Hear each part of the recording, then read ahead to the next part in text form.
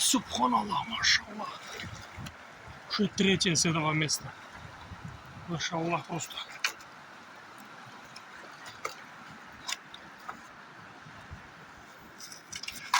И все неплохие.